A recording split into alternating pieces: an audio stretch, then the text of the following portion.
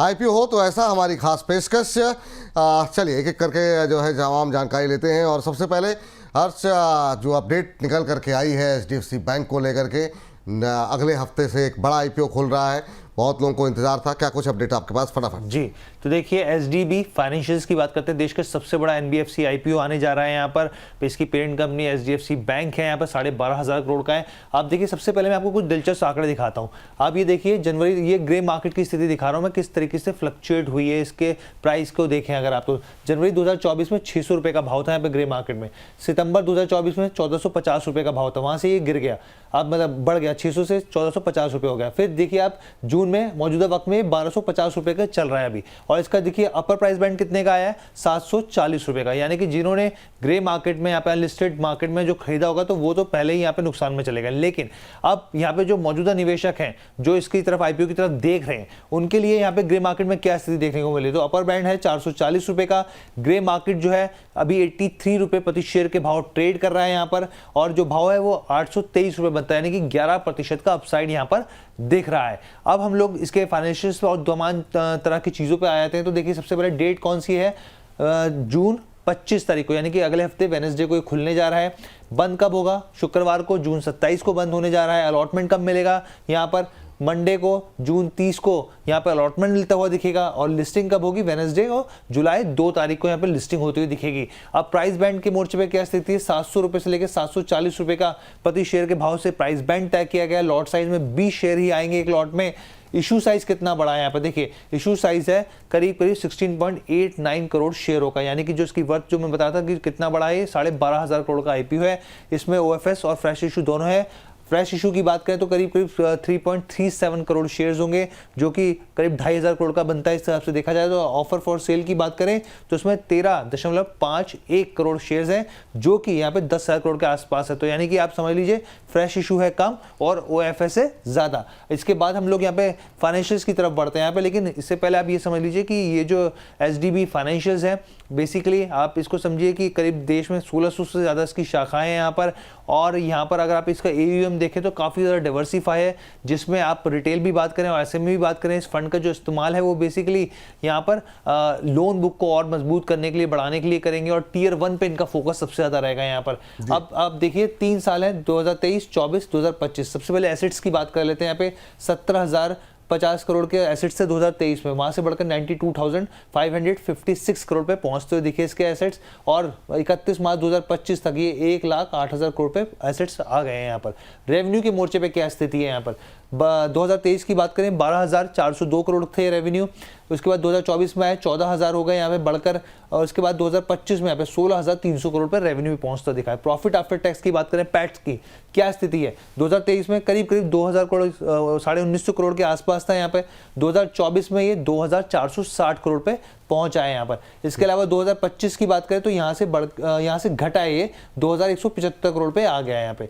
EBITDA की बात करते हैं, एबिटा की क्या स्थिति है यहाँ पर, आप देखिए 2023 में 6,251 करोड़ था, 2024 में 8,314 करोड़ आया, और यहाँ पे 2025 में 9,512 करोड़ आया। अब बोरिंग की बात करें यहाँ पर तो 54,000 करोड़ के आसपास की 2023 में थी, 2024 में 74 करोड़ के आसपास था, और 2025 में 87,000 करोड़ के आसपास पहुंचता हुआ दिखा है। इसके अलावा अगर हम लोग आपको बता दें यहाँ पर कि अगर इसके आप आरओई की बात करें तो 14% के आसपास है। डेट टू इक्विटी की बात करें 5.85 है, और इसके अलावा प्राइस टू बुक वैल्यू की बात करें तो 3.72 है। ये हो गया एचडीबी फाइनेंशियल। और उसके बाद अगर आप बोलेंगे तो आरिफ इंफ्रा की भी बात करेंगे हम लोग। जी सर, क्या टिप्पणी रहेगी आपकी इस नए आईपीओ को लेकर? अगले हफ्ते खुलेगा और डिटेल में बातचीत होगी आपसे, लेकिन अभी के लिहाज से कैसे देख रहे हैं, क्या मौका है रिटेल निवेशकों के लिए यहाँ पैसा बनाने का? सर सबसे पहले एक इम्पॉर्टेंट बात, हर्ष का कॉम्बिनेशन अच्छा लग रहा है, blue grey, he is making it good.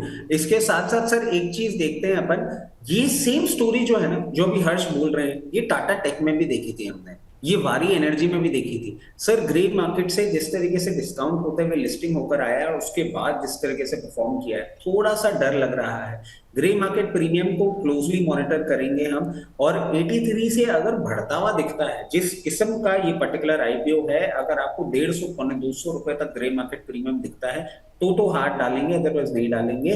और अगर आप लंबी अवधि के निवेशक हैं और आपको अगर इन्वेस्टमेंट करने का सही लगता है कि कंपनी अच्छी है, नंबर्स अच्छे हैं, आगे ग्रो होता हुआ दिखेगा, तो आप अप्लाई कर दीजिएगा। छोटे लॉट में हो सकता है लिस्टिंग के बाद हमको डिस्काउंट भी देखने को मिल जाए। और अगर आप लिस्टिंग गेन्स के लिए कर रहे हैं, अभी नहीं हम दिमाग लगाएंगे, ग्रे मार्केट प्रीमियम बढ़ा तो लगाएंगे, अदरवाइज नहीं लगाएंगे। आईपीओ साइज बड़ा है और जिस तरीके से ऊपर लेवल से करेक्ट हुआ है ना, थोड़ा सा एक डर बनता हुआ दिख रहा है, क्योंकि सर 1450 रुपए तक गया था। ओएफएस के थ्रू एचडीएफसी को भी पैसा रेस करने को मिल सकता था। अगर वो लोअर लेवल्स पे दे रहे हैं, कहीं ना कहीं उनको वैल्यूएशन डिस्कंफर्ट लगा है, जो कि और ज्यादा ड्रैग डाउन कर सकता है। बहुत एग्रेसिव होने वाली बात नहीं। ठीक है, तो ये बात रही एचडीबी फाइनेंशियल को लेकर के। बाकी इसमें और ज़्यादा जब नेक्स्ट वीक खुलेगा तो और डिटेल एनालिसिस और काफ़ी अंदर जाएंगे। लेकिन अभी जो आईपीओ आज बंद हो रहा है उसके बारे में ज़रा बताइए हर्ष। जी सर, और सर मैं सर को थैंक्स बोल दूं कॉम्बिनेशन के लिए, और उनका जो ग्रे लुक है बियर्ड का, वो भी काफ़ी अच्छा लग रहा है सर। यही तो नहीं बोलना था। वाह वाह वाह, बहुत शानदार शानदार, दोनों लोग एक दूसरे को, वाह बहुत ज़बरदस्त। हाँ चलिए बताइए हर्ष। जी, आरिफ इंफ्रा की बात कर लेते हैं यहाँ पर। तो देखिए आपके सामने क्वालिफाइड इंस्टीट्यूशनल बायर की स्थिति देखिए, सब्सक्रिप्शन 1.27 गुना पे यहाँ पे सब्सक्राइब होता हुआ दिखाया जाए। आखिरी दिन है यहाँ पे। एनआई की बात करें तो 2.38 गुना पे सब्सक्राइब होता दिखा। रिटेल में एक अच्छा पार्टिसिपेशन देखने को मिला, 4.71 के आसपास यहाँ पर है। और कुल मिला के अगर आप देखें तो टोटल सब्सक्रिप्शन कितना हुआ है, 2.20 गुना सब्सक्राइब होता हुआ दिखा है। ठीक सर, ये आज लास्ट डे है, अभी भी 1 घंटा बाकी है। क्या जिन लोगों ने अभी तक सब्सक्राइब नहीं किया है, आप सब्सक्राइब करने की सलाह देंगे? अगर आपने इसको देखा हो इस आईपीओ को, तो क्या एडवाइस रहेगी? क्या लिस्टिंग इनके लिए अप्लाई कर सकते हैं क्या? सर जिन लोगों ने अप्लाई किया है वो विड्रॉ करना चाहें तो जरूर कर लें। 4 साल पुरानी कंपनी है और कंस्ट्रक्शन सप्लाई का काम है, मटेरियल सप्लाई का काम है। ऑलरेडी बड़े प्रोजेक्ट्स में कंपनी डायरेक्टली सप्लाई करती है, ऐसे वेंडर्स को नहीं ढूंढती है।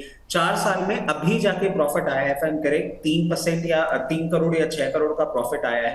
कंपटीशन बहुत ज्यादा है, बिजनेस सस्टेनेबिलिटी मुझे नहीं लगती। और जिस तरीके से प्रॉफिट आया है ना सर, कहीं ना कहीं थोड़ी सी प्रॉब्लम दिखती है। अभी दूरी बनाना, और अगर अप्लाई कर रखा और कैंसिल करना चाहें तो प्लीज कैंसिल कर सकते हैं। इसमें प्रॉब्लम दिखती है, दूरी बनाए रखेंगे तो बेटर है। दूरी बनाए रखेंगे तो बेहतर है, ये सलाह फिलहाल के लिए निकल करके आती हुई यहाँ पर।